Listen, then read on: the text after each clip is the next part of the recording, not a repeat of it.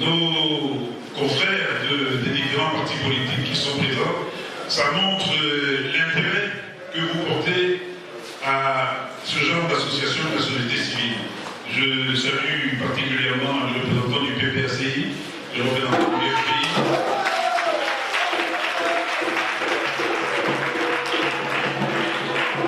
J'ai fait exprès d'enchaîner les deux en même temps pour que les applaudissements soient pour tout le monde.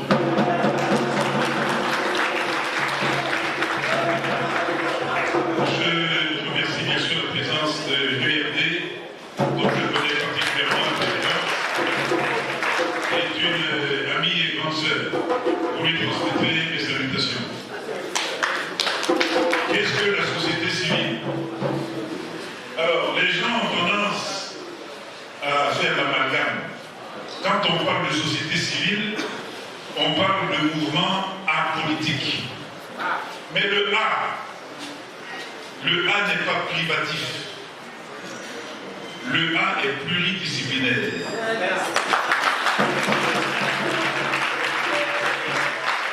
C'est très, très important de le souligner.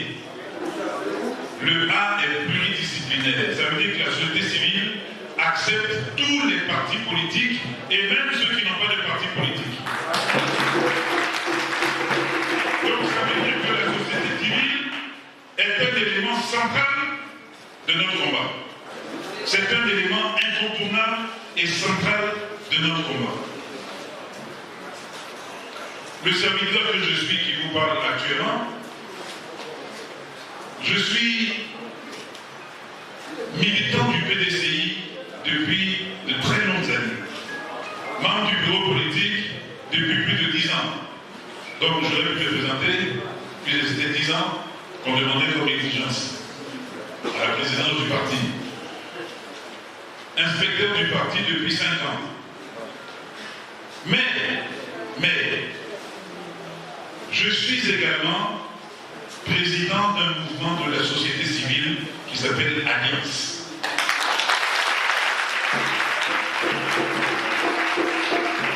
Et pourquoi je le souligne? Parce que c'est important. Pourquoi je le souligne? C'est nous qui devons faire le premier pas. C'est nous qui devons aller chercher les voix. Quand je dis nous, je parle du PDCI. C'est nous qui devons aller chercher les voix auprès des autres partis politiques. C'est nous qui devons aller tendre la main. Et c'est pour ça que je me suis mis en mission, moi-même. Personne ne l'a fait.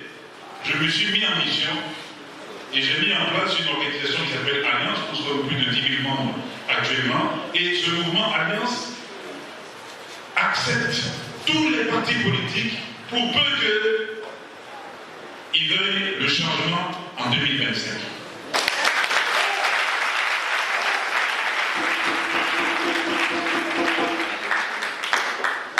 Qui incarne le changement en 2025?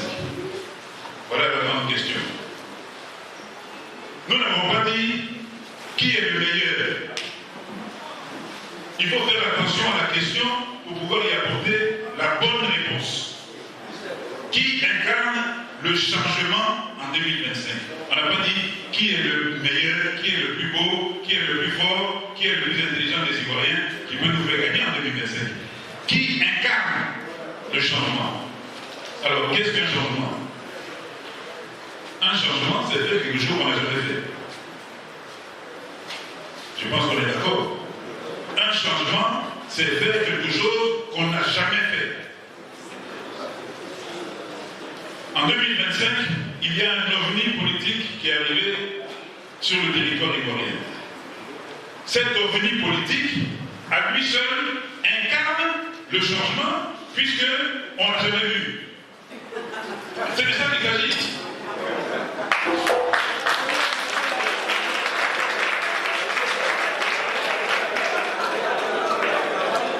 Ce n'est pas parce qu'il est le plus beau, ce n'est pas parce qu'il est le plus grand, mais je suis un peu plus grand que lui. Ce n'est pas parce que c'est le plus intelligent. On ne l'a jamais vu.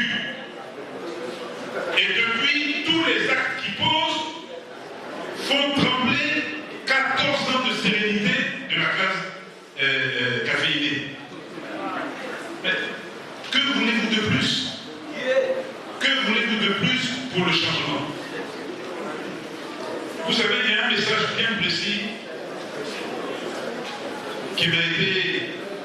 donné de vous dire pour aujourd'hui. C'est très important. Tout ce que j'ai dit avant, c'est l'introduction. Et maintenant que je vais commencer avec le simple,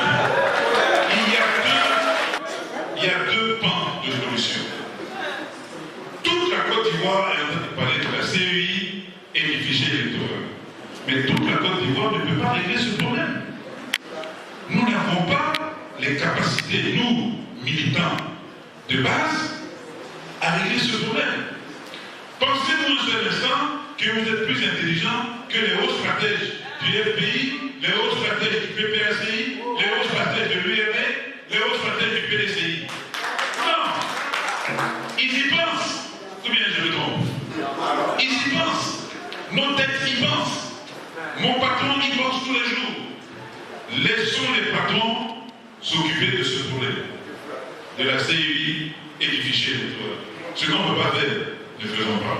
Par contre, la deuxième voie, ce que nous on peut faire, c'est transformer les 33% que nous avons actuellement avec les 8 millions du fichier électoral en 40%.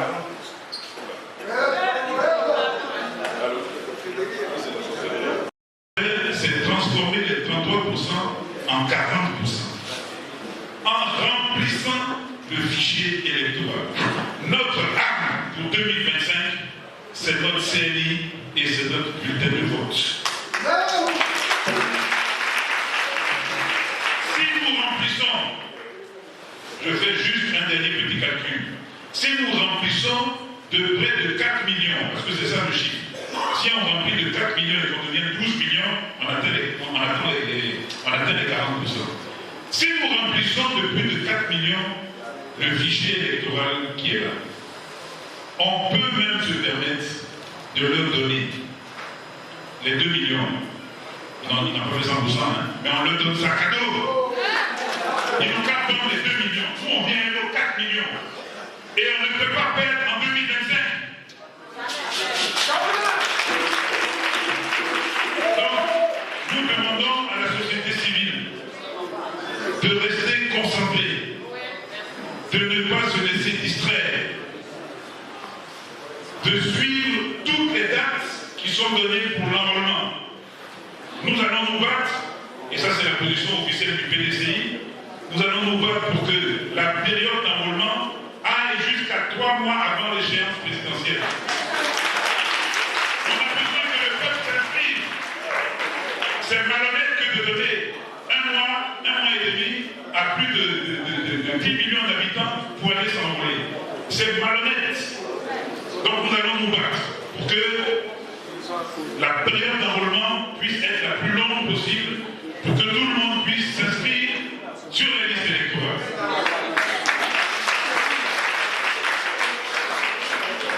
Vous n'avez pas bien applaudi ça. C'est une question politique dont votre serviteur lui-même fait partie, puisque je passe de temps en temps sur les plateaux télé LCI, je fais quelquefois des lettres ouvertes sur le méta. Tout ça là, c'est la distraction, c'est de la communication politique en attendant l'échéance. Et ce qu'on cherche, c'est que les gens puissent s'inscrire sur les listes électorales avec des périodes raisonnables. Et qu'on puisse, une fois qu'on a fini de s'inscrire, avoir également une période raisonnable pour les contentieux. C'est important. Il ne faut pas qu'on nous donne 10 jours pour les recours et pour les réclamations. Il faut qu'on ait au moins un mois et demi pour les recours et les réclamations. Parce que le fichier, il est énorme. Nous avons des femmes de 500 ans à récupérer, à faire découvrir.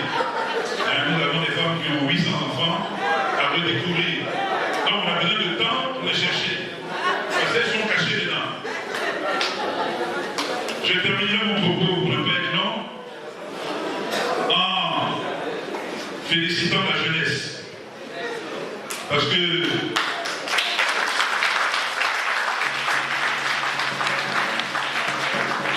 vous nous donnez, vous les jeunes garçons et jeunes filles, vous nous donnez du baume au cœur et vous nous donnez envie de retourner 20 ans en arrière.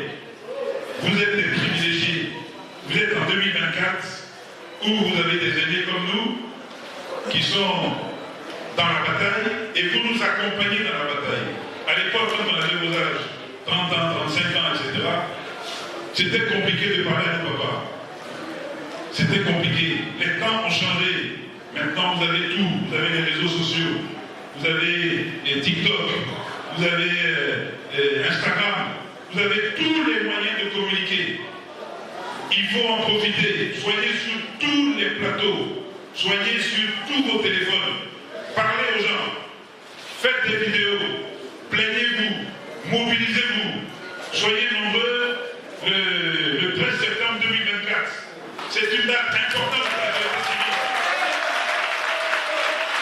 Sans violence, avec votre présence massive, vous allez opérer un changement dans ce pays. Que Dieu vous bénisse, que Dieu vous accompagne dans toutes vos actions, tout ce que vous mènez